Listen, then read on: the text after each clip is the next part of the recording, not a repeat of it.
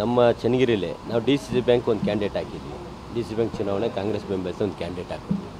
ಆದರೆ ಆ ಕ್ಯಾಂಡಿಡೇಟ್ ವಿರುದ್ಧವಾಗಿ ಅವ್ರು ಯಾರಿಗೋ ಬೆಂಬಲ ಮಾಡಿ ಗೆಲ್ಸ್ಕೊಂಡ್ರು. ಹೋಗಲಿ, ನಾವು ಸೋತಿದ್ವಿ, ಒಪ್ಕೊಳ್ಳೋಣ. ಆದರೆ ಆ DCC ಬ್ಯಾಂಕಲ್ಲಿ ಅವ್ನು ಗೆದ್ದಂತನ್ನ ಅಪೆಕ್ಸ್ ಬ್ಯಾಂಕಲ್ಲಿ ಇದ್ದಾತ ನಿರ್ದೇಶಕನಾಗಿ ಸ್ವಾಮಿ ಅಂತೇಳಿ ಅದನ್ನು ಕಂಟಿನ್ಯೂ ಮಾಡಿದ್ದಾರೆ. ಯಾಕೆ ನಮ್ಮ ಕಾಂಗ್ರೆಸ್ನಾಗ ಏನು ಯಾರು ಗಂಡಸರಿಲ್ವಾ? ಅಪೆಕ್ಸ್ ಬ್ಯಾಂಕಿಗೆ ಹೋಗೋಂಥ ಗಂಡಸರು ಯಾರು ಇಲ್ವಾ? ನಾವು ಅವನ್ನೇ ಮಾಡ್ಬೇಕಾ? ಇಂಥವನ್ನೆಲ್ಲ ಸಹಿಸ್ಕೊಂಡು ಇರೋಕ್ಕಾಗಲ್ಲ. ಇವತ್ತೇ ಬೇಕಿದ್ರೆ ರಾಜಕೀಯ ಹೋದ್ರೂ ಪರವಾಗಿಲ್ಲ, ನನಗೆ ಅವಶ್ಯಕತೆಯೂ ಇಲ್ಲ. ಇಂಥ ಬಕೆಟ್ ಹಿಡಿ ಅಂಥದ್ದಂತೂ ನಾವು ಮಾಡಲ್ಲ. ಸರ್, ತಾವು ಸಚಿವರ ಜೊತೆ ಮಾತಾಡೋದಾಗಿತ್ತಲ್ಲ? ಮಾತಾಡಾಯ್ತು, ಹೇಳಿದ್ದಾಯಿತು. ಉದಾಹರಣೆ ನಮ್ಮ ಶಾಂತನಗೌಡ್ರ ಮಗ MLA 3 ಸಾರಿ MLA, ಅವ್ರಿಗೊಂದು ಬೋರ್ಡ್ ಚೇರ್ಮನ್ ಕೊಟ್ಟಿಲ್ಲ, ಮಂತ್ರಿ ಸ್ಥಾನ ಕೊಟ್ಟಿಲ್ಲ. ಅವ್ರ ಮಗನೂ DCC ಬ್ಯಾಂಕ್ ನಿರ್ದೇಶಕ ಇದ್ದಾನೆ. ಆತನು ಮಾಡ್ಬೋದಲ್ಲ ತುಮಕೂಸ್ಗೆ, ಇದಕ್ಕೆ ಸಾರಿ ಅಪೆಕ್ಸ್ಗೆ.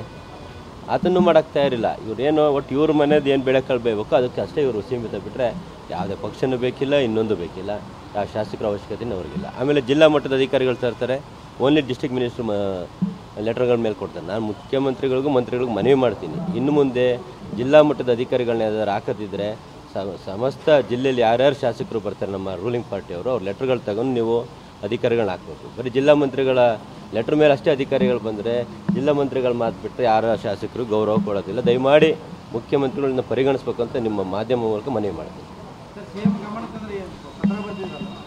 ಪತ್ರ ಬರೆದಿದ್ದೀನಿ, ನೆನ್ನೆ ಬರೆದಿದ್ದೀನಿ. CM ಸರ್ಕಾರದವರೇ ಮಾತಾಡ್ತೀನಿ.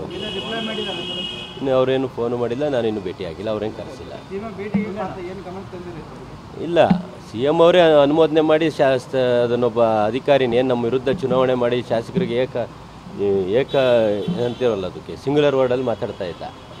ಏನು ಮಾಡ್ಕೊಂಡ್ರು, ನಾನು ಗೆದ್ದು ಬಂದೆ, ಇವ್ರ ಕೈಲಿ ಏನು ಕಿಸೇಕಾಯ್ತು ಅನ್ನೋರು ಏಕವಚನದಲ್ಲಿ ನಮ್ಮ ಕಾಂಗ್ರೆಸ್ ಶಾಸಕರು ನಮ್ಮ ಜಿಲ್ಲೆಯಲ್ಲಿ ಮಾತಾಡ್ತಾ ಇದ್ದ. ಅವನು ವರ್ಗಾವಣೆ ಮಾಡಿದ್ದೀರಿ. ಆ ವರ್ಗಾವಣೆ ಮಾಡಿರೋದನ್ನು ಈ ಮಂತ್ರಿಗಳು ತಡೆ ಹಿಡಿತಾರೆ ಅಂದರೆ ಅಲ್ಲೇ ಗೊತ್ತಾಗ್ತದೆ ಇವ್ರು ಯಾರ ಪರ.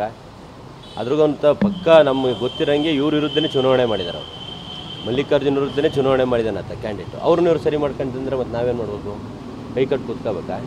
ಆ ಥರ ಯಾವುದೂ ವ್ಯವಸ್ಥೆ ಇಲ್ಲ. ರಾಜಕೀಯ ಮಾಡಿದ್ರು ಇದೇ ರೀತಿ ಮಾಡ್ತೀನಿ, ಬಿಟ್ಟರು ಏನು ತೊಂದರೆ ಇಲ್ಲ, ನಮ್ಮ ಪಡೆಯಿಂದ ವ್ಯವಹಾರ ಮಾಡ್ಕೊಂಡು ನೆಮ್ಮದಿಗಿರ್ತೀವಿ. ಈ ಥರ ಎಲ್ಲ ಬಕೆಟ್ ಹಿಡ್ಕೊಂಡು ಯಾರಿಂದೂ ಹೋಗ್ತಾ ಯಾರಿಲ್ಲ. ಮುಂದಿನ ನಡೆ ಯಾವ ರೀತಿ ಇರುತ್ತೆ ಸರ್? ನಡೆ ಏನಿಲ್ಲ. ನಾನು ಮುಖ್ಯಮಂತ್ರಿಗಳಿಗೂ ಮನವಿ ಮಾಡಿದ್ದೀನಿ, ನಮ್ಮ ಜಿಲ್ಲಾ ಉಸ್ತುವಾರಿಯವ್ರನ್ನ ಬೇರೆ ಯಾರನ್ನ ಹಾಕ್ಕೊಡಿ, ನಮ್ಗೆ ಇವ್ರ ಜೊತೆ ಕೆಲಸ ಮಾಡೋಕ್ಕಾಗ್ತಿಲ್ಲ, ಪಕ್ಷಕ್ಕೆ ಹಿನ್ನಡೆ ಆಗ್ತಿದೆ.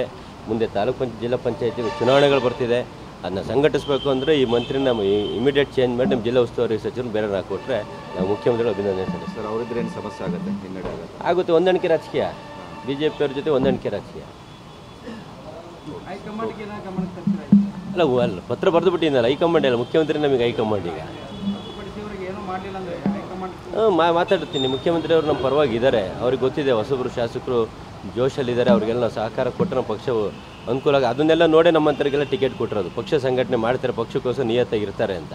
ಈ ಥರ ದ್ವಿಮುಖ ನೀತಿ BJP ಜೊತೆ ನನಗೆ ಅನುಕೂಲ ಆಗುತ್ತೆ ಅಂತ BJPನೂ ತಪ್ಕೊಳ್ಳೋದು, ಅನುಕೂಲ ಆಗುತ್ತೆ ಅಂತ JDSನ ತಪ್ಕೊಳ್ಳೋಂಥ ಮಂತ್ರಿಗಳಿದ್ದರೆ ಸರ್ಕಾರಕ್ಕೆ ಮುಜುಗರ ಅಲ್ವಾ? ಇನ್ನೂ ಚೆಕ್ ಮಾಡಿ ನೀವು ಒಂದ್ಸರಿ. ನಾನು ಸುಮ್ಮನೆ ಹೇಳ್ತೀನಿ ಅಂದ್ಬಿಟ್ಟು ರಿಯಾಲಿಟಿ ಚೆಕ್ ಮಾಡಿ.